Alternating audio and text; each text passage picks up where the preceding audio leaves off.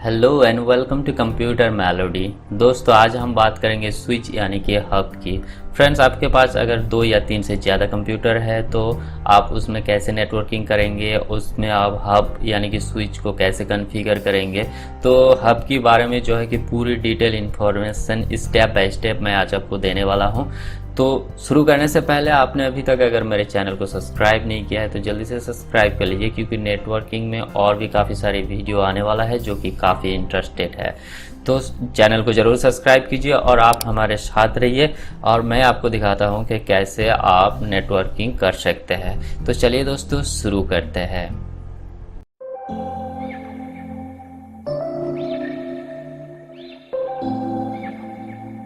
तो फ्रेंड्स, मान के चलिए आपके पास अभी 2 कंप्यूटर है, आपके पास फिर और 4 कंप्यूटर आ गया, यानी कि आपके पास अभी 6 कंप्यूटर है। तो इसमें आप कैसे नेटवर्किंग पॉसिबल करवाएंगे। तो दोस्तों इसके लिए आपको एक सेंट्रलाइज्ड डिवाइस लेनी पड़ेगी, लाइक स्विच यानी कि हब। ये एक सेंट्रलाइज्ड डिवाइस होती है जो है कि कंप्यूटर को आपस में जोड़ता है और उसमें कम्युनिकेशन पॉसिबल करवाता है। तो इस सेंट्रलाइज्ड डिवाइस के पीछे जो है कि RJ45 ईथरनेट पोर्ट रहता है, जो आपके पीसी के पीछे भी रहता है। ये एक 8 पिन का पोर्ट होता है जो है कि कंप्यूटर को आपस में जोड़ने की काम करता है। अब आपको क्या करना पड़ेगा, आपको एक टू स्पेयर अनसिल टू स्पेयर केबल लेने पड़ेगी, जो कि 2 तरीके की होती है, UTP होते हैं, STP होते हैं। इसके काफ़ी सारी कैटेगरी होते हैं, जैसे कि कैट 5, कैट 6 ये मोस्ट पॉपुलर है। और इसके स्पीड के अकॉर्डिंग काफ़ी सारी कैटेगरी होते हैं, जैसे कि कैट 1 से लेके कैट A तक, cat 2, cat 3, cat 5E, cat 6, 7, 8 इस तरीके की टू स्पेयर केबल होता है। जो मोस्ट पॉपुलर होता है वो कैट 5 और कैट 6 होता है। जैसे कि कैट 5 का आपको 100 Mbps तक स्पीड होता है, कैट 6 का 100 Mbps से ज़्यादा स्पीड होता है। तो ये केबल आप ले सकते हैं। दूसरी जो है कि इस केबल का टाइप्स होता है कुछ, जैसे कि एक नंबर आप स्ट्रेट थ्रू केबल ले सकते हैं, दूसरे नंबर पे क्रॉसओवर केबल होता है, तीसरी नंबर पे रोल ओवर केबल होता है। इस अलग अलग केबल को आप कहाँ कहाँ यूज़ कर सकते हैं। जैसे कि फर्स्ट ऑफ ऑल आपका स्ट्रेट थ्रू केबल है। मान के चलिए आपके पास डिफरेंट टाइप की डिवाइस है, यानी कि हब यानी कि स्विच एक अलग डिवाइस है और पीसी एक अलग डिवाइस है, तो अलग अलग डिवाइस है। तो इस मामले में आपको स्ट्रेट थ्रू के केबल यूज़ करना पड़ेगा। मान के चलिए आपके पास 2 सिमिलर डिवाइस है, जैसे कि PC टू PC अगर आप कनेक्ट करना चाहते हैं, हब टू हब यानी कि कंप्यूटर से कंप्यूटर आप अगर कनेक्ट करेंगे, तो इस मामले में आपको क्रॉस ओवर केबल यूज़ करना होगा। और आपके पास और एक केबल है जो रोल ओवर केबल है, वो आप डायरेक्ट राउटर के साथ कनेक्ट करने के लिए यूज़ कर सकते हैं। तो इसके बारे में हम बाद में डिस्कशन करेंगे। तो चलिए अब हम आपस में कंप्यूटर को जोड़ लेते हैं, यानी कि हम कंप्यूटर को कनेक्ट करना सीख लेते हैं। तो हमारे पास अभी 6 कंप्यूटर है, हमने एक स्विच ले ली। तो आपको क्या करना पड़ेगा, आपका स्विच का बैक साइड में जो ईथरनेट पोर्ट है उसका 1 नंबर पोर्ट से आप 1 नंबर कंप्यूटर को स्ट्रेट थ्रू केबल से कनेक्ट कर देंगे।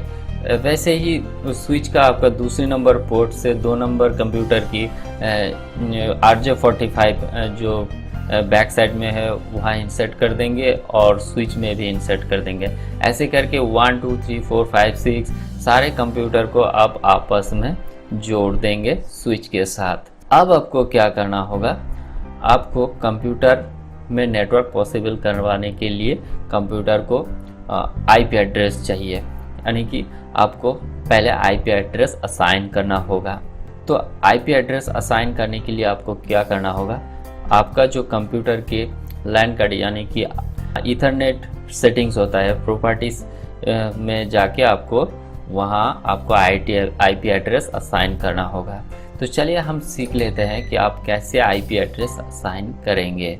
तो हम इस फोटो में हर कंप्यूटर के IP एड्रेस दे दी है, तो आप यहाँ से जो है कि एक स्क्रीनशॉट ले सकते हैं और यहाँ पे देख के आप IP एड्रेस दे सकते हैं। यानी कि आपको हर कंप्यूटर में लास्ट डिजिट जो है, जैसे कि 192.168.1.1 तो 2 नंबर कंप्यूटर में लास्ट जो डिजिट है वो 2 होगा, 3 नंबर कंप्यूटर में 3 होगा, 4 नंबर कंप्यूटर में 4 होगा, 5 नंबर पे 5, 6 नंबर पे 6। ऐसे आपको आईपी एड्रेस हर कंप्यूटर में डालना होगा। सिर्फ आपका जो लास्ट डिजिट है वो आपका चेंज होगा। तो आप यहाँ से एक स्क्रीनशॉट ले सकते हैं। तो चलिए हम अभी कंप्यूटर की ईथरनेट प्रॉपर्टी में जाते हैं। तो फ्रेंड्स, आपको कंप्यूटर के ईथरनेट सेटिंग पे जाने के लिए आपको पहले रन पे जाना होगा। तो रन पे आपको एक कमांड देना होगा ncpa.cpl ncpa.cpl और फिर इंटर कर देना है। तो देखिए आपका जो ईथरनेट सेटिंग है वो यहाँ पे आ चुका है। ये सबसे सीधा और इजी प्रोसेस है। तो यहाँ पे देखिए ईथरनेट सेटिंग है। यहाँ पे आपको राइट क्लिक करके प्रॉपर्टीज पे जाना है और यहाँ पे नीचे इंटरनेट प्रोटोकॉल वर्जन 4, इस पे आपको राइट क्लिक करके इसका प्रॉपर्टीज पे चल जाना है। तो देखिए यहाँ पे आपको 2 ऑप्शन मिलता है, एक ऑटोमेटिक आईपी उठा लेगा और दूसरा जो है कि मैनुअल है। तो जो राउटर के ज़रिए होता है वो ऑटोमेटिक आईपी उठा लेता है। तो हम यहाँ पे दूसरे नंबर ऑप्शन पे टिक करेंगे। फिर हमको यहाँ पे क्या करना है, आईपी एड्रेस देना है। तो हमने जो आईपी एड्रेस पहला कंप्यूटर में दिया था वो यहाँ पे हमको डालना है, जैसे कि 192.168.1.1। फिर हम इसका जो सबनेट मार्क्स है इस पे चले आएंगे। तो यहाँ पे देखिए 255525555.0 यहाँ पे ऑटोमेटिक यहाँ पे ले चुका है। तो यहाँ पे आपको क्या करना है, और कुछ नहीं करना है, जस्ट ओके पे क्लिक कर देना है और फिर आपका जो है कि आईपी सेट हो चुका है। तो अब आपने आईपी सेट कर ली। अब अभी आपको देखना है कि आपका आईपी सेट हुआ है कि नहीं। तो आप क्या करेंगे, तो फिर आपको रन पे जाना है।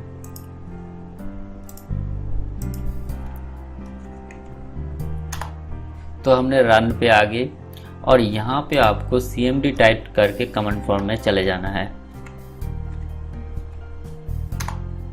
तो हमने cmd टाइप करके कमांड फॉर्म में आ चुके हैं।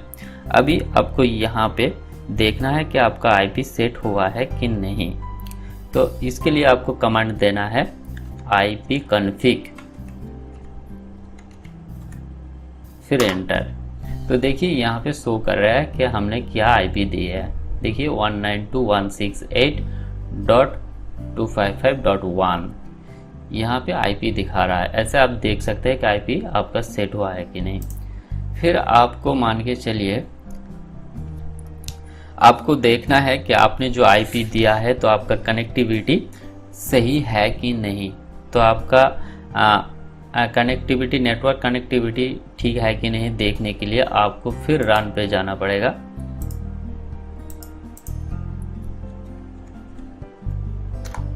तो हम रन पे आ गए। फिर हम cmd टाइप करके कन्फर्म में जाएंगे और यहाँ पे आपको आपका कनेक्टिविटी सही है कि नहीं देखने के लिए आपको पिंग करना होगा।